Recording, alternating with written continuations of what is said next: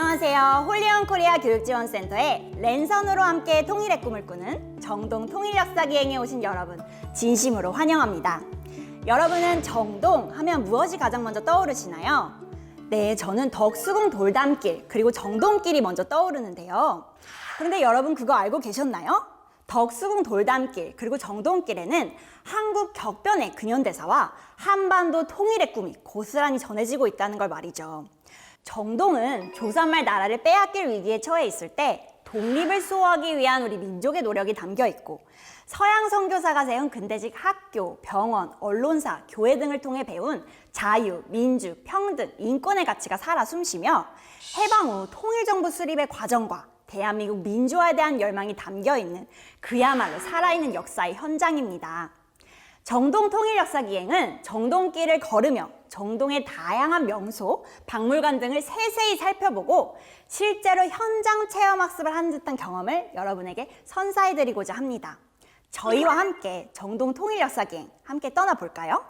첫 번째 코스에서는 조선일보 정동별관과 서울시의회 그리고 덕수궁을, 두 번째 코스에서는 대제학당 역사박물관과 정동 제일교회를, 세 번째 코스에서는 중명장과 이화박물관을 찾아갑니다.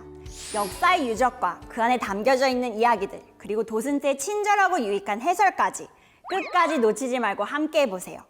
그리고 무엇보다 정동 통일역사기행을 통해 100여 년 전 한국의 모습을 돌아보며 우리가 지켜야 될 가치를 기억하고 미래 바람직한 통일을 함께 소원해 보시면 좋겠습니다. 그럼 지금부터 출발해 볼까요? 지금부터 본격적으로 역사가 살아 숨쉬는 정동을 탐방해 보도록 할 텐데요. 그 전에 먼저 제 소개를 해야겠죠? 저는 여러분들과 함께 정동을 탐방할 가이드 김지명입니다. 반갑습니다.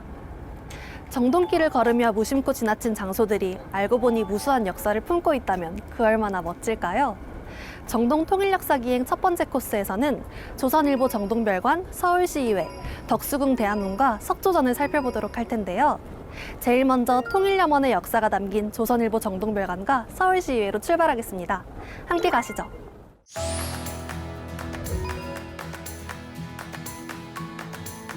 여러분, 우리의 소원이란 노래 들어보셨나요?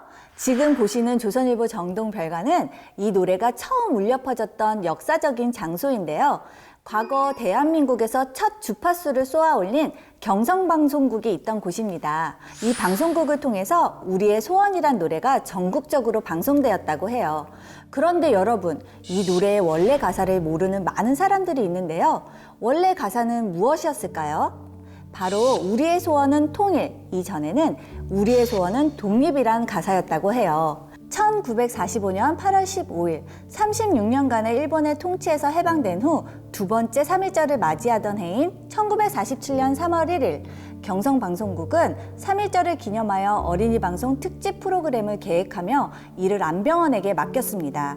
이 프로그램을 맡은 안병원은 독립의 날을 염원하는 어린이 노래를 만들기로 마음을 먹은 뒤에 자신이 직접 작곡을 하고 또 그의 아버지인 안석영에게 작사를 부탁하며 우리의 소원이란 노래를 만들었다고 해요. 우리의 소원인 통일, 꿈에도 소원인 통일. 당시 나라가 해방된 후 새나라 건설의 꿈을 독립이라는 단어로 표현을 하며 노래를 불렀던 것이에요. 그러다 1948년 8월 15일 대한민국이 수립되자 정부는 작곡가에게 독립을 통일로 바꾸자고 제안을 하면서 그때부터 우리가 잘 알고 있는 우리의 소원은 통일로 노래가 바뀌게 되었습니다. 그리고 지금까지 우리의 소원은 남북한 모두가 함께 즐겨 부르는 대표적인 통일 노래가 되었습니다.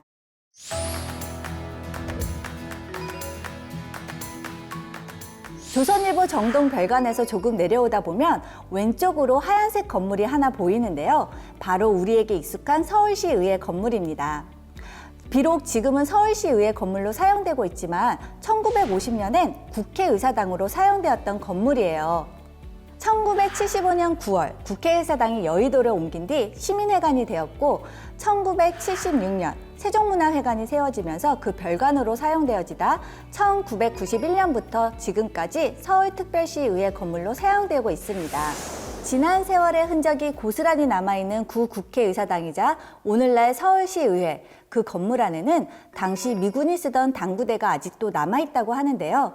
한 번쯤 둘러보셔서 이곳에 담긴 역사의 향기를 느껴보시기 바랍니다. 정동별관과 서울시의회에 숨겨진 역사에 대해 잘 들으셨나요? 이번에는 왕실 문화가 어우러진 덕수궁으로 떠나볼까요?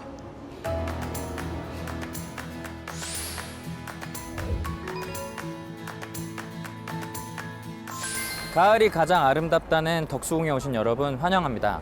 덕수궁은 1897년부터 1907년까지 고종의 거처로 사용되며 대한제국의 정치와 외교 등 나랏일이 이뤄지던 중심 궁궐이었습니다.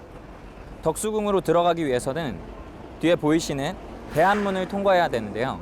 대한문은 1919년 3월 1일 나라의 독립을 수호하고자 했던 3.1 만세운동이 있었던 장소입니다. 1919년 나라를 일본에게 빼앗긴 지 9년이 되었을 때 고종이 덕수궁에서 갑작스럽게 승하하자 사람들은 나라를 잃은 슬픔과 독립을 향한 열망으로 동요하게 되었고 독립을 염원하는 거국적인 만세운동을 계획하게 됩니다. 사람들은 3월 1일 탑골공원에서 독립선언식을 거행한 뒤 고종 황제의 빈전이 마련된 이곳 대한문을 지나갔습니다. 대한문은 태극기를 흔들고 대한독립 만세를 외치며 나라의 자주독립과 자유를 간절히 소망했던 현장이었습니다. 덕수궁 대한문으로 들어가 덕수궁안 길을 걸으면 그 끝에 덕수궁 대표 건물이자 최초의 서양식 건물 석조전이 보이는데요. 석조전은 돌로 지은 건물이라는 뜻인데요. 그동안 나무와 흙으로만 건물을 지었던 조선인들에게 건물 전체를 돌로 지은 석조전은 꽤나 흥미로운 건물이었습니다. 대한제국 황궁의 정전으로 지어진 석조전은 1900년에 착공해서 1910년에 완공했는데요. 엄격한 비례와 좌우 대칭이 돋보이는 신고전주의 양식으로 지어졌습니다. 내부에는 접견실, 대식당, 서재 침실 등이 갖춰져 있고 외부에는 테라스, 정원, 서양식 분수가 설치되어 있습니다. 우리나라 전통 건축 양식들 한복판에 있다 보니 마치 그리스 신전을 가져다 놓은 듯한 이국적인 모습이 돋보입니다. 그런데 고종은 왜 대한제국 궁궐 안에 서양 건축물을 지으려고 했을까요? 조선 말 나라의 독립이 위태로웠습니다. 일본은 조선 그리고 대한제국을 빼앗기 위해 호시탐탐 노리고 있었습니다. 나라가 강해져야 이 위기를 극복할 수 있다고 생각했던 고종은 강대국인 서양의 문물을 받아들여 근대적 개혁을 시도합니다. 석조전은 대한제국의 위상을 높여 자주 근대화를 모색했던 고종의 의지를 나타낸 특별한 건물입니다. 그럼 이제 본격적으로 석조전 내부를 탐방해 볼까요? 석조전 지층 전시실에 마련된 고종의 근대적 개혁 전시실로 함께 이동하겠습니다.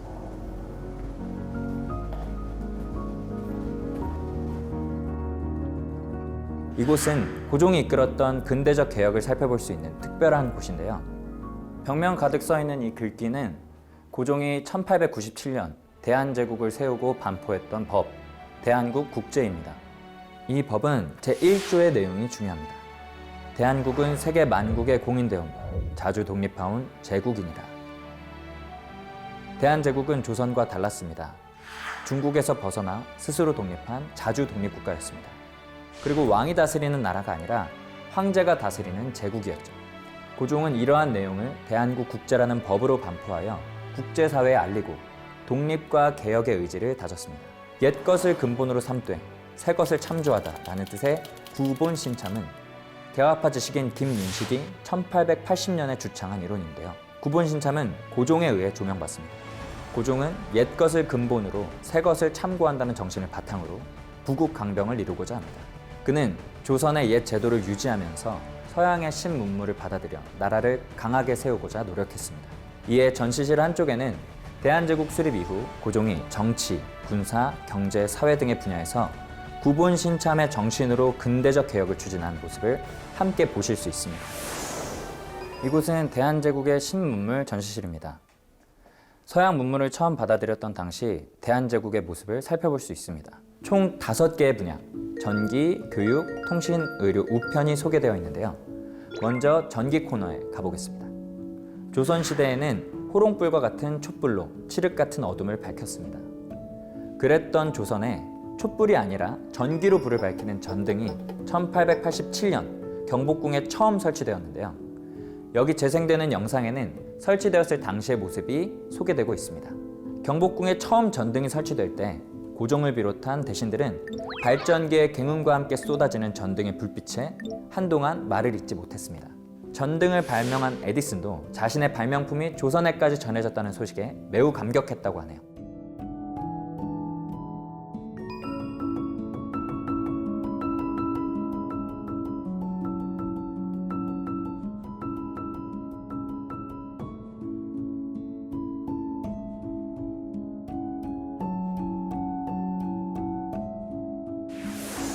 전기와 관련된 또 다른 신문물은 전차입니다.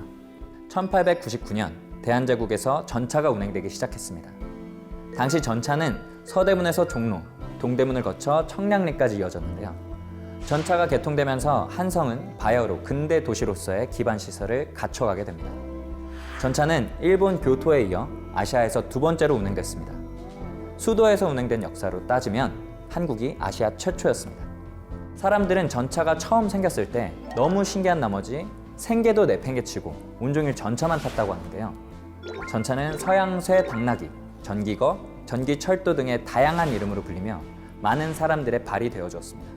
전차는 단순히 새로운 교통수단이었을 뿐 아니라 500년 동안 한성부의 도심을 둘러싸고 있던 한양도성을 해체하는 동인이 되었고, 나아가 도시의 공간과 시간을 재편하고 사람과 문물이 이동하는 근대 통로가 되었습니다.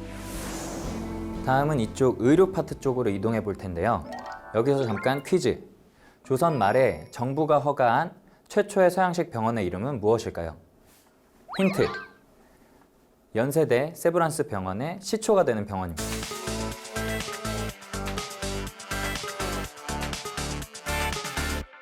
바로 광해원입니다. 광해원은 널리 은혜를 베푸는 집이라는 뜻입니다.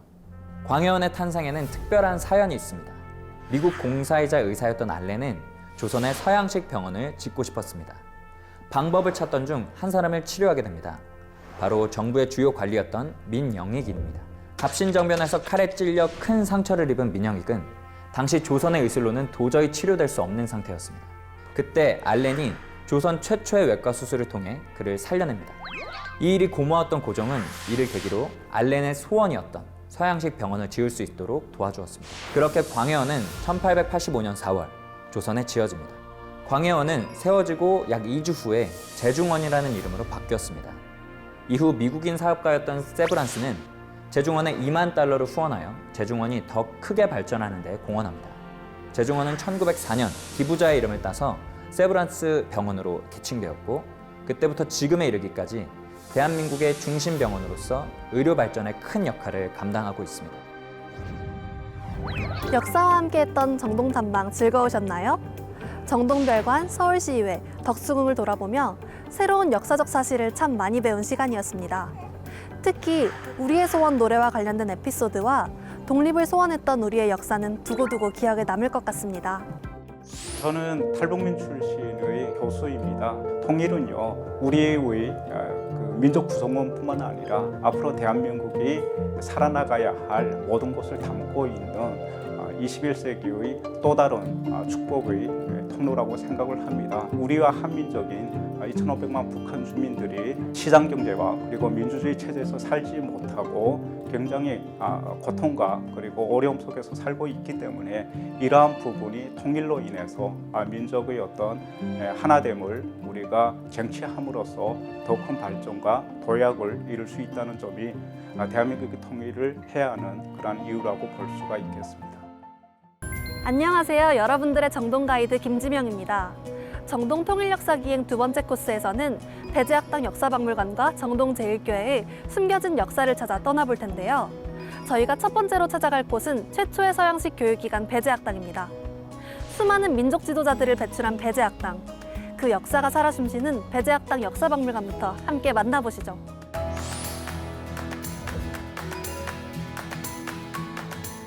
배제학당 역사박물관에 오신 여러분 환영합니다. 여러분이 보고 계신 이 건물은 신교육과 신문화의 발상지이자 배제학당 학생들이 공부했던 역사적인 건물입니다. 지금은 배제학당 역사박물관으로 배제학당의 역사가 고스란히 전시되고 있습니다. 여러분, 조선 정부가 허가한 우리나라 최초의 서양식 사립 근대 교육기관인 배제학당의 설립자에 대해 아시나요? 배제학당의 설립자는 헨리 게리아트 아펜젤러로 1885년 조선에 온 미국인 선교사였습니다. 당시 교육과 의료에 한하여 선교 활동을 허락하였던 조선의 사정에 맞추어 교육 선교사로 아내와 함께 조선을 찾았습니다. 아펜젤러는 학교를 지어 교육 사업을 통해 조선 사람들에게 서양의 좋은 지식과 문물을 알려주고 기독교의 가치를 전하게 됩니다. 그리고 1885년 자신을 찾아온 이겸나 고용필에게 영어를 가르쳐주기 시작하였습니다. 다음 해부터 학생들이 늘어나자 이곳 벽면에 있는 사진처럼 아펜젤러는 1887년 지상 1층, 지하 1층에 아담한 르네상스식 벽돌 건물을 짓고 본격적으로 학교 교육을 시작했는데요. 맨 앞에 아펜젤러의 모습이 보이죠? 그리고 조금 위쪽을 보시면 간판 같은 모양의 전시물을 보실 수 있습니다. 이것은 아펜젤러가 고종으로부터 1887년 받은 현판인데요. 오른쪽부터 배제학당이라고 적혀 있습니다. 배제학당은 유용한 인재를 기르고 배우는 집이라는 뜻으로 고종이 직접 학교의 이름을 지어 더욱 뜻깊은 교육기관이죠. 그렇다면 아펜젤러는 조선 사람들을 어떻게 교육하고자 했을까요? 아펜젤러는 단순히 영어를 잘하고 지식이 많은 똑똑한 사람을 길러내고자 한 것이 아니었습니다. 아펜젤러가 설립한 배제학당의 교육 목표는 다음과 같습니다. 요기 대자 당이 인역, 크고자 하는 자는 마땅히 남을 섬기는 자가 되라. 이는 마태복음 20장 27, 28절을 한자로 번역한 말입니다. 기독교 정신을 바탕으로 하여 자신만을 위해 사는 사람이 아니라 나라에 봉사할 수 있는 지도자를 육성하는 것, 그것이 교육 목표였습니다. 아펜젤러는 성경을 중심으로 기독교 정신을 가르쳤고 영어, 한문, 언어를 기본으로 수학, 과학, 역사, 세계지리, 체육, 음악, 미술, 의학 등을 가르쳤습니다. 이를 통해 마음과 생각과 육체가 모두 건강한 사람을 길러냈습니다. 배제학당은 양반뿐만 아니라 일반 백성들이 서양의 근대 학문과 자유, 민주의 가치를 배울 수 있는 통로가 되어주었습니다.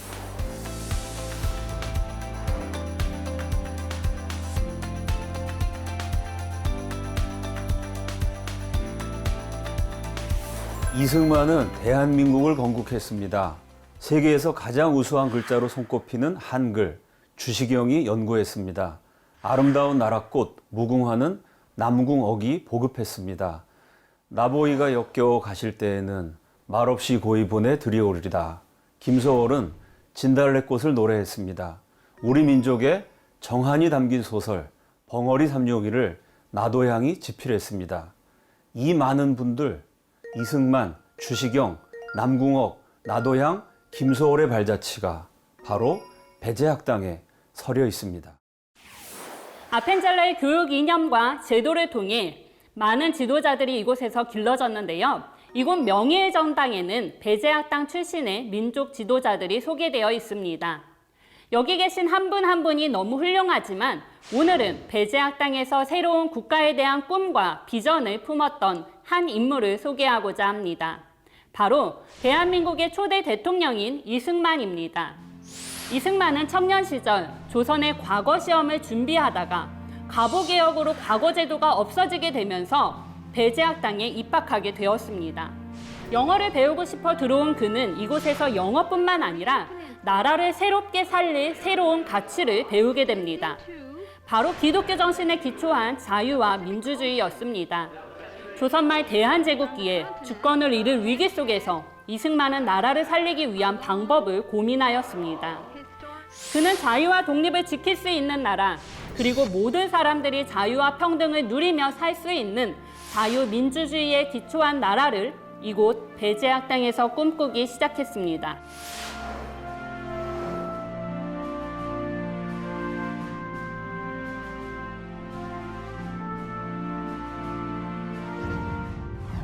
이 2층에 오신 여러분 환영합니다. 여러분, 배제학당 역사박물관의 영어 이름이 뭔지 아시나요?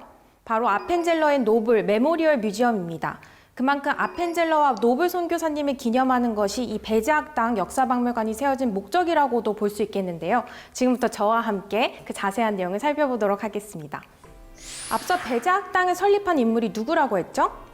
네, 바로 헨리 아펜젤러입니다. 근데 헨리 아펜젤러는 학교만 세운 것이 아니라 우리나라 최초의 감리교회인 정동교회도 세웠고요.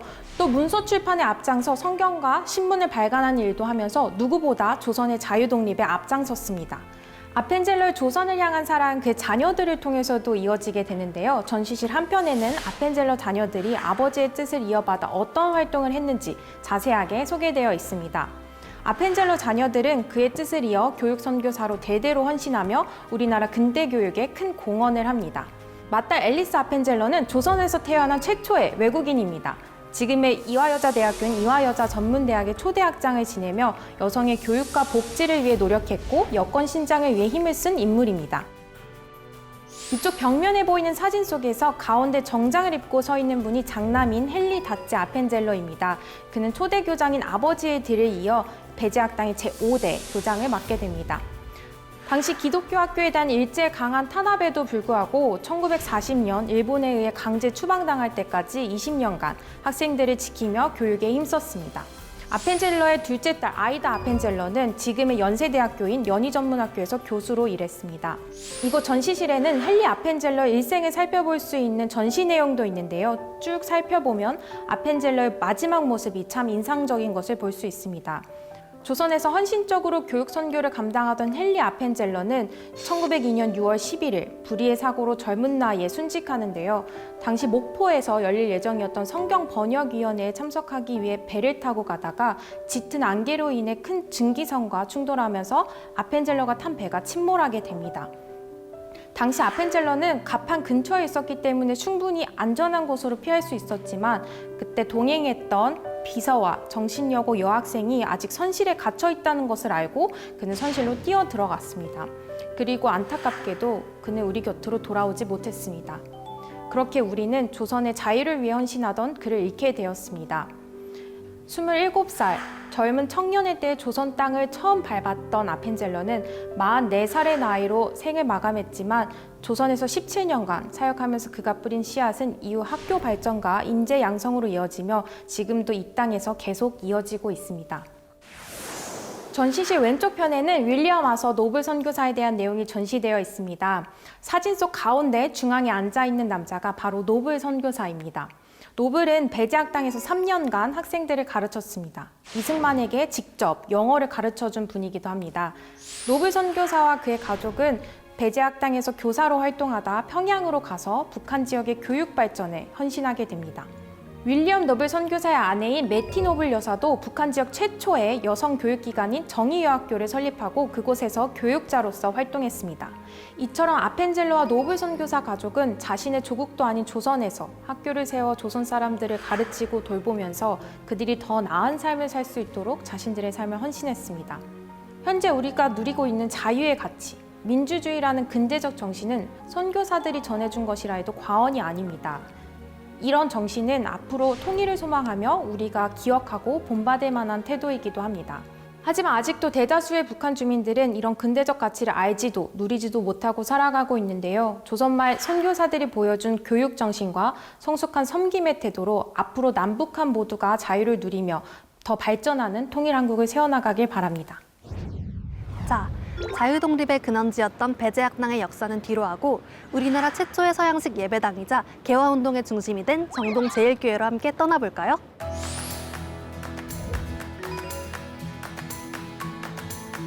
삼일운동의 꽃, 유관순이 기도했던 자리, 정동 제1교회입니다. 잃었던 나라를 되찾기 위해서 몸부림치셨던 선조들의 기도와 눈물과 통곡이 서려있는 정동 제1교회는 우리 민족의 성지입니다. 지금 여러분들이 보고 계신 이곳은 어디일까요? 바로 근대 문화와 근대 역사의 중심지였던 정동 제1교회입니다. 지금부터 정동 제1교회의 숨겨진 역사가 시작됩니다. 정동 제1교회의 시작은 1885년으로 거슬러 올라갑니다. 아펜젤러 선교사가 정동에 있던 자신의 사택에서 예배를 시작했는데 바로 이 예배가 정동 제1교회의 시작점입니다. 그렇게 자신의 사택에서 예배를 드리던 아펜젤러 선교사는 1897년 8,000원의 건축 비용을 들여 예배당 건물을 설립했습니다. 이렇게 세워진 정동 제1교회는 한국에서 감리교 최초의 성찬식 예배가 이루어진 곳입니다. 몇 년 후 1918년 정동 제1교회 베델 예배당에는 우리나라 최초의 파이프 오르간이 들어오게 됩니다. 그 당시에 파이프 오르간은 아시아에 3대밖에 없을 정도로 아주 희귀한 악기였습니다. 그런데 어떻게 정동 제1교회에 설치될 수 있었을까요? 바로 독립운동가 김란사 여사의 노력 덕분이었습니다. 파이프 오르간이 설치되기 2년 전 1916년 김란사 여사는 우리나라 대표로 미국 감리회 총회에 참석했습니다. 그리고 미국 각지에 있는 교회들을 돌며 재미동포들로부터 기부금을 받게 되는데 그렇게 모인 기부금을 가지고 파이프 오르간을 구입하게 됩니다. 이때 파이프 오르간의 가격은 2,500원. 그런데 여기에 운반비와 설치비까지 더하니 5,000원이 넘는 돈이 들어갔다고 합니다. 정동 제1교회 건축 비용이 8,000원이었다는 점을 생각해 봤을 때 파이프 오르간 구입 비용이 결코 적지 않았다는 사실을 알 수 있겠죠? 그렇게 우여곡절 끝에 김란사 여사는 정동 제1교회에 파이프 오르간을 설치했고 직접 연주도 했습니다. 하지만 아쉽게도 현재 정동 제1교회에는 1918년 설치했었던 그 파이프 오르간은 없습니다. 6.25 전쟁 당시 폭격으로 완전히 부서졌기 때문입니다. 현재 우리가 볼 수 있는 파이프 오르간은 2003년 복원한 악기입니다. 이처럼 복원을 할 정도로 정동 제1교회의 파이프 오르간은 너무나 중요한 의미를 가지고 있습니다. 이유가 무엇일까요? 바로 1919년 조국의 독립운동에 쓰였기 때문입니다. 여러분들 3.1운동 독립선언서 들어보셨죠?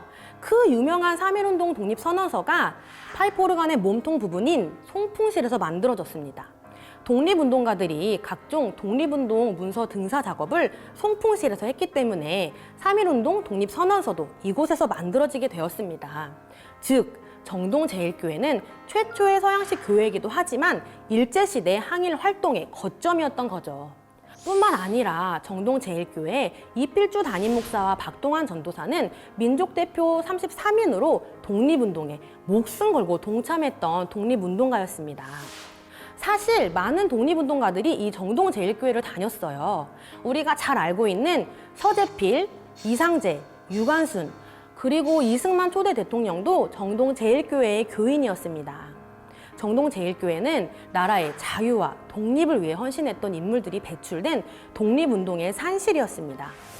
마지막으로 여러분들에게 전할 이야기가 한 가지 남아 있습니다. 정동 제1교회가 세워지기 전에 이 자리에 있었던 윌리엄 스크랜튼이 세운 시병원에 관한 이야기입니다. 이화학당을 세웠던 메리 스크랜튼 여사의 아들 윌리엄 스크랜튼은 의사이자 선교사이기도 했습니다. 윌리엄 스크랜튼은 가난하고 질병으로 고통받는 사람들을 한 명이라도 더 고쳐주고 싶은 마음으로 병원 앞에 남녀노소 누구든지 어떤 병에 걸렸든지 아무 날이나 10시에 빈병을 가지고 와서 미국인 의사를 만나시오 라고 써 붙여 놓았습니다. 이처럼 정동 제1교회가 세워지기 전 이 자리는 죽어가던 생명이 살아나고 사랑이 베풀어졌던 곳이었던 거죠. 쌀쌀한 찬 바람으로 옷깃을 절로 여미게 되는 요즘 뜨거웠던 역사가 자리했던 정동 제1교회에서 따뜻한 사랑을 느껴보시는 건 어떨까요? 여러분, 도슨트의 설명 잘 들으셨나요? 이번 코스를 마무리하기에 앞서 여러분들께 퀴즈 하나를 내보려고 합니다. 아펜젤러 선교사가 세운 배제학당의 교훈은 무엇일까요?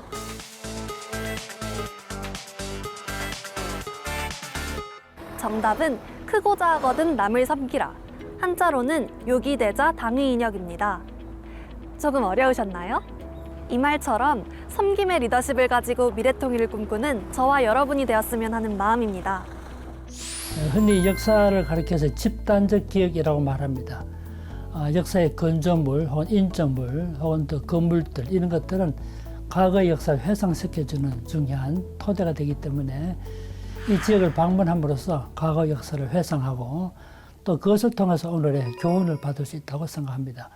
특히 이 정동 지역은 한국의 근대 문화의 중심지이자 한국 기독교의 요람이라고 볼 수가 있습니다. 우리가 잘 아는 우리나라 왔던 최초의 선교사들 알렌, 언드워드, 펜젤라 혹은 헤론 같은 분들이 정동에서 생활을 시작했고 이곳에서 학교를 설립하고 병원을 설립했고 이렇게 활동했기 때문에 이 지역은 근대 문화의 요람이라고 볼 수 있는 중요한 터전이라고 할 수 있습니다.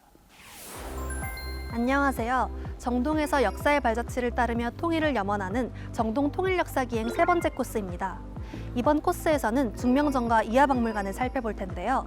먼저 을사늑약이 체결되고 헤이그의 특사를 파견하는 등 아픈 근대사를 간직한 중명전으로 가보시죠.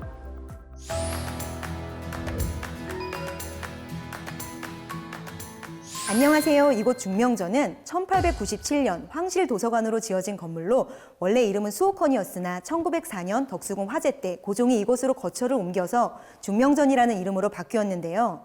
중명전은 1905년 을사늑약이 체결된 비운의 장소이자 1907년 헤이그 만국평화회의에 고종이 특사를 파견한 곳이기도 합니다. 우리는 오늘 이곳에서 일본에 의해 을사늑약이 체결된 가슴 아픈 역사와 고종이 헤이그 특사를 파견한 독립수호의 노력을 살펴보고자 합니다. 1905년 을사년에 일본의 무력과 강압에 의해 억지로 체결된 조약 을사늑약. 이 을사늑약으로 인해 대한제국은 일본에게 외교권과 주권을 빼앗기고 나라의 독립을 잃게 됩니다. 제2전시실에는 을사늑약 체결 당시의 현장이 재현되어 있습니다. 가운데 중앙에 앉은 일본 특파 전권 대사였던 이토 히로부미는 고종 황제를 아련하여 조약의 체결을 요구하였으나 고종은 끝까지 거부합니다. 이에 이토는 대한제국의 대신들을 매수하여 조약 체결을 강요하였고 일본 군대를 동원한 강압적인 분위기 속에서 조약 협상이 진행됩니다. 1905년 11월 17일 현장에는 8명의 대신이 있었습니다. 이토 히로부미는 일일이 대신들에게 가냐 부냐 따져 물었고 노골적인 살해의 위협 속에서 이완용, 이근택, 이지용, 박재순, 권중현 5명은 찬성을 합니다. 우리는 이 5명을 을사오적이라고 부릅니다. 이토는 8명 중 5명, 과반수가 찬성하였으니 조약이 가결되었다고 선언하였고 그렇게 가슴 아픈 을사늑약은 체결되었습니다. 당시 반대한 3명의 대신 중 한규설은 마룻방에 감금되기까지 하였다고 하니 얼마나 강압적인 조약이었는지 다시 한번 알 수 있겠죠.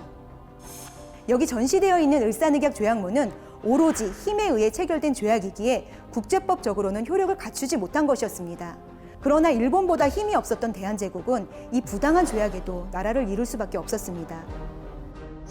다음 전시실로 이동하여 주권 회복을 위한 외교적 돌파구를 모색한 대한제국의 모습을 살펴보겠습니다. 일제의 총칼 아래 을사늑약이 체결되자 고종은 1906년 러시아, 영국, 오스트리아, 이탈리아, 프랑스 등 서구 열강의 원수들에게 을사늑약의 무효를 알리는 친필 편지를 보내어 대한제국에 대한 지지를 호소했는데요. 대략적인 내용은 을사늑약은 일본에게 위협을 받아 강제로 체결된 것이고 고종 황제가 허가한 적이 없으며 일본인이 강제로 가둬둔 채 국법을 따르지 않고 체결한 불법 조약이라는 내용입니다. 친서의 내용을 읽어드리겠습니다. 1. 1905년 11월 17일 일본 사신과 박재순이 체결한 조약 5조는 황제께서 처음부터 인허하지 않고 또한 서명하지 않았다. 2. 황제께서는 이 조약을 일본인 마음대로 반포하는 것을 반대하였다. 3. 황제께서는 독립 황제권을 조금도 다른 나라에 양요하지 않았다. 4. 일본이 외교권에 대해 조약을 강제한 것도 근거가 없는데 하물며 내치상의 한 문제라도 어떻게 인준할 수 있는가. 5. 황제께서는 통감이 와서 상주하는 것을 허락지 않았고 황제권을 조금이라도 외국인이 마음대로 행사하는 것을 허락하지 않았다. 6. 황제께서는 세계 각 대국이 한국 외교권을 함께 보호하고 그 기한은 5년으로 할 것을 원한다. 그러나 당시 힘이 없는 대한제국의 목소리를 들어주는 나라는 찾기 어려웠으며 안타깝게도 고종의 친서는 큰 외교적 성과를 내지 못하고 말았습니다. 앞서 이곳 중명전에서 일어났던 을사늑약과 을사늑약의 부당성을 알리기 위한 고종의 노력에 대해 깊이 새기셨나요? 고종은 을사늑약에 반대하여 친서를 보낸 것뿐만 아니라 미국, 유럽과 각국의 특사를 파견하여 독립을 호소하는 외교적 노력도 펼쳤는데요. 그럼 제4전시실로 이동하여 전시물을 하나하나 살펴보며 좀 더 자세히 설명해 드리겠습니다. 이 사진은 1907년 네덜란드 헤이그에서 제2차 만국평화회의가 열릴 때의 모습입니다. 고종은 만국평화회의가 열리는 네덜란드 헤이그에 특사를 보내 을사늑약의 부당함을 폭로하고 국제사회에 대한제국의 독립수호를 위한 도움을 요청합니다. 여기 소개된 전시물이 당시 고종이 헤이그 특사들에게 수여한 위임장이며 특사로 파견된 인물은 이상설, 이휘종, 이준이었습니다. 그러나 안타깝게도 그곳에 모인 세계 열강들은 약소국 대한제국의 문제에는 관심이 없었고 특사들은 결국 회의장에 참석할 수 있는 기회조차 얻지 못했습니다. 하지만 이상설 이휘종 이주는 거기서 포기하지 않고 비공식 루트를 통해 일본의 만행과 대한제국의 입장을 각국 대표들에게 알렸는데요. 이 사진은 당시 특사들의 활동과 호소문이 보도된 평화회의보의 기사입니다. 또 각국 신문 기자단의 국제협회에 참석하여 한국의 호소라는 연설을 통해 대한제국의 상황을 알리는 활동을 끝까지 펼칩니다. 이때 3명의 특사와 함께 활동했던 외국인 선교사가 있었는데요. 바로 한국인보다 더 한국을 사랑한 선교사 헐버트입니다. 그는 헤이그 특사로 파송되기 전에는 구미 각국의 원수들에게 고종의 친서를 전달하며 을사늑약이 무효임을 알리는 임무를 맡았던 분이었습니다. 이곳에서 고종이 헐버트에게 수여했던 임명장도 함께 보실 수 있습니다. 헐버트는 1907년 헤이그 특사들과 함께 한국의 외교권을 되찾기 위해 비밀 밀사로 활동했으며 이로 인해 헐버트는 제4의 특사로 불리기도 합니다. 그러나 이런 헤이그 특사들의 열정도 대한제국의 상황을 바꾸기엔 역부족이었습니다. 1907년 고종이 비밀리에 헤이그에 특사를 보냈다는 사실을 알게 된 일본은 네덜란드 헤이그에 있는 특사들에 대한 걸석 재판을 열어 이상설에게는 교형, 이휘종과 활동 중 순국하고만 이준에게는 종신징역을 선고합니다. 그리고 고종 황제를 강제로 퇴위시키고 순종을 황제로 즉위시켰습니다. 그렇게 순종은 일본의 강압 속에서 실제적 권한은 없는 허수아비 황제로 지내야만 했습니다. 일본은 또 눈의 가시 같은 존재였던 헐버트를 대한제국에서 추방합니다. 그럼에도 헐버트 선교사는 일본의 강압적인 행동에 굴복하지 않고 평생 동안 한국의 독립을 위해 힘썼는데요.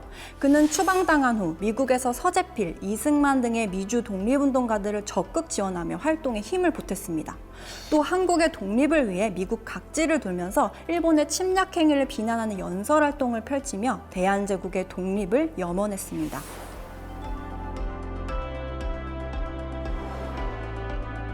헐버트는 그 누구보다 한국을 사랑했는데요. 그가 오늘날의 우리나라를 본다면 한국의 통일을 바라지 않았을까요? 아직 못다 이룬 그 꿈을 이제 우리가 이뤄야 할 차례가 아닐까 생각해 봅니다. 여러분, 우리는 끝까지 나라의 독립을 지키기 위해 애쓴 애국지사들의 노력과 희생을 기억해야 합니다. 지금 우리가 누리고 있는 이 자유와 독립은 어렵게 다시 찾은 것이기에 우리 모두 오늘의 대한민국을 소중히 여기고 든든히 지켜내야 하겠습니다. 중명전은 정말 아픈 근대사를 간직한 곳이었네요. 이번에는 조선 여성교육의 시초가 된 이하박물관으로 한번 떠나볼까요?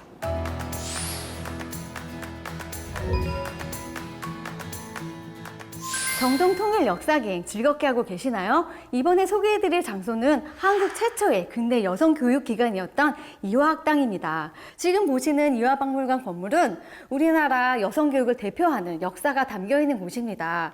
지금으로부터 130년 전 조선시대의 여성들은 열악한 지위와 환경 속에서 어떤 교육을 받았을지 함께 살펴볼까요? 당시 조선시대의 교육은 남성들을 위한 것이지 여성들을 위한 것은 아니었습니다. 여기 보시는 내용처럼 3종 지도라 하여 여성은 유교적 사상에 따라 결혼하기 전에는 아버지를, 결혼해서는 남편을, 남편이 죽으면 자식을 따라야 하는 존재였습니다. 여자는 스스로 생각하고 실천할 능력이 없다고 여겼기 때문에 교육도 시키지 않고 남자보다 항시 천시되었습니다. 전시실에 소개되어 있는 큰 사진처럼 나갈 일이 있을 때는 꼭 스케치마로 얼굴을 가려야만 했고 심한 경우엔 이름도 가지지 못한 경우가 아주 많았습니다. 그런 여성들의 삶을 안타깝게 여기시는 분이 계셨는데요. 바로 이화학당을 창립한 미국 감리교 선교사 메리 스크랜튼 여사입니다. 선교사 스크랜튼은 여성도 자유를 누리고 인간으로서 존중받고 교육받을 수 있다는 것을 알려주기 위해 1885년 근대 여성교육기관을 설립하였는데요. 보시는 이 사진이 바로 이화학당의 초기 한업 교사의 모습입니다. 그리고 지금 보시는 사진은 1887년에 고종으로부터 하사받은 이화학당이라는 이름의 현판을 정문에 걸어둔 모습입니다. 스크랜튼 여사는 어떤 목적을 가지고 학교를 세웠을까요? 이쪽 벽면을 함께 보도록 하시겠습니다.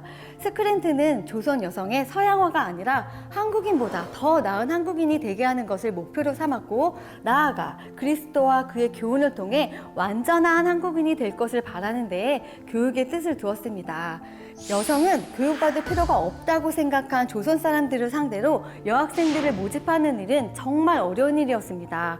공짜로 먹이고 가르치겠다고 선전할 정도였는데 말이죠. 하지만 스크랜튼 선교사는 포기하지 않고 여기에 써있는 글귀처럼 여성도 배워야 하고 이름을 가져야 합니다. 그래야 조선에 힘이 생기고 강해집니다. 이렇게 외치며 집집마다 방문해 여성들의 배움에 앞장섰습니다. 드디어 이러한 노력으로 한 명의 학생이 학당에 찾아옵니다. 처음으로 찾아온 학생은 김 부인이라는 여인이었습니다. 그녀는 영어를 배우기 위해 학당에 찾아왔지만 안타깝게도 병을 얻게 되어 학교를 그만두게 되었습니다. 두 번째로 찾아온 꽃님이는 너무 먹을 것이 없고 가난해서 부모가 스크랜튼에게 보이는 아이였습니다. 이어서 온 별단에는 스크랜튼 여사의 아들이었던 윌리엄 스크랜튼이 콜레라가 확산되어 길거리에 수많은 사람들이 버려져 있을 때 데려와 치료해준 여성의 아이였습니다. 네 번째로 학교를 찾아온 학생이 바로 김점동입니다. 그녀는 이곳에서 공부하여 한국 최초의 여의사로 성장하게 되었습니다. 그렇게 초창기에 이화학당은 암흑과 같았던 조선에서 가난하고 소외된 계층의 여성들에게 배움의 터전이 되어주었습니다. 지금까지 조선 여성들에게 선생님이자 어머니 그리고 언니가 되어준 스크랜튼 선교사와 이화학당 설립 목표에 대해 살펴보았는데요. 좀 더 세부적으로 알아볼까요? 스크랜튼 여사가 한국에 왔을 때 53세였는데요. 한국의 여성들도 교육의 대상이라는 점을 인지하고 학교를 설립했는데 그것이 바로 이화학당입니다. 여성의 인권, 여성의 복지, 또 여성 운동을 전개했던 중요한 거점이라고 할 수 있습니다. 이학당이 세워지던 당시 조선 사람들은 서양에서 건너온 외국인들을 어떻게 바라봤을까요? 난생 처음 보는 다른 생김새의 경계심을 가지고 외국인들을 양기, 서양 귀신으로도 불렀다고 합니다. 실제로 선교사들은 조선 사람들에게 테러의 위협을 느끼며 자신의 생명과 재산을 걸고 이들을 돌보고 교육하였습니다. 1888년 일어난 영화소동은 외국인 선교사들이 조선의 어린이들 납치하여 삶아 먹거나 눈을 빼서 사진기 렌즈로 사용하고 약재료로 쓴다는 터무니없는 소문으로 당시 서양 선교사들에 대한 많은 오해를 불러일으켰고 이 괴소문을 접한 성난 조선 사람들이 이화학당에 몰려가서 난입하여 유혈 충돌이 벌어지기도 했습니다. 하지만 선교사들은 변함없이 헌신적인 자세로 조선 사람들에게 의료와 교육을 통해 가르치고 섬기는 것을 포기하지 않았습니다. 특히 스크랜튼 선교사의 여성 교육은 이후 조선 사회에 엄청난 변화를 가져왔는데요. 계급 타파와 남녀 평등 의식의 조성, 수백 년의 구습이 든 내외법과 축첩제도 등이 점차 폐지되는 계기가 됩니다. 당시에 가장 두드러진 변화는 여성도 남성과 같이 체조와 체육을 배우고 여성 운동회를 개최했던 일입니다. 꽁꽁 싸매고 다녔던 여성이 해방된 것이죠.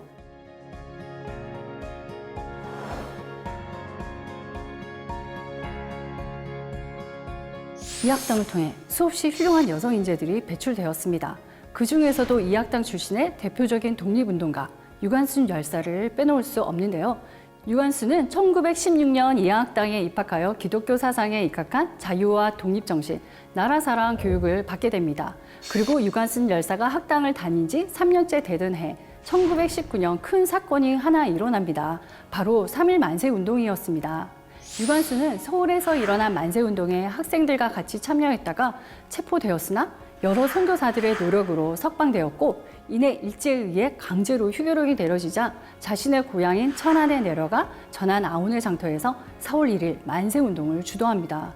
그러나 안타깝게도 이 현장에서 일본 헌병들에 의해 유관순의 부모님이 비참히 살해당했고 수많은 주민들이 죽거나 부상을 당했습니다. 유관순 역시 이때 체포됩니다. 만세운동이 있기 전날 밤 유관순은 기도를 올렸는데요. 그 기도에는 나라와 민족을 위한 유관순 열사의 뜨겁고 애절한 사랑을 느낄 수 있습니다. 이곳 전시실에 있는 글귀를 함께 보시죠. 오 하나님이시여 이제 시간이 임박하였습니다. 원수 외를 물리쳐 주시고 이 땅에 자유와 독립을 주소서. 내일 거사할 각 대표들에게 더욱 용기와 힘을 주시고 이로 말미암아 이 민족의 행복한 땅이 되게 하소서. 주여 같이 하시고 이 소녀에게 용기와 힘을 주옵소서. 하지만 안타깝게도 유관순은 서대문 형무소에 투옥되어 극심한 고문과 영양실조로 18세라는 꽃다운 나이에 순국하게 됩니다. 유관순 열사는 감옥에서 고문을 받는 중에도 나라에 바칠 목숨이 오직 하나밖에 없는 것이 이 소녀의 유일한 슬픔입니다. 라고 고백하며 나라의 독립과 자유를 누구보다 간절히 바랬던 우리나라의 대표적인 애국자였습니다.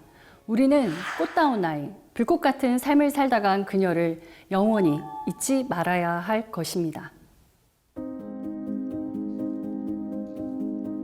100년 전에 자주독립 국가를 위해서 울린 정동 지역에서의 함성처럼 이제 한반도의 발전을 위해서 그리고 한민족의 웅비를 위해서 정동 지역에서 통일의 함성이 터져 나왔으면 하는 그런 바람을 가지고 있습니다. 여러분, 아쉽게도 정동 통일역사기행 마지막 인사를 드려야 할 것 같습니다. 이번 현장 체험 학습을 통해 우리는 독립을 지키기 위한 우리 민족의 숭고한 노력을 다시 한번 되새김은 물론 오늘날 우리 앞에 펼쳐진 자유와 독립을 소중한 가치로 여기고 나아가 통일을 위해 각자의 자리에서 노력하는 한 사람 한 사람이 될 수 있기를 간절히 바라봅니다. 지금까지 홀리언코리아 교육지원센터의 정동 통일역사기행이었고요. 저희의 뜻깊은 체험 학습에 함께해 주셔서 감사합니다.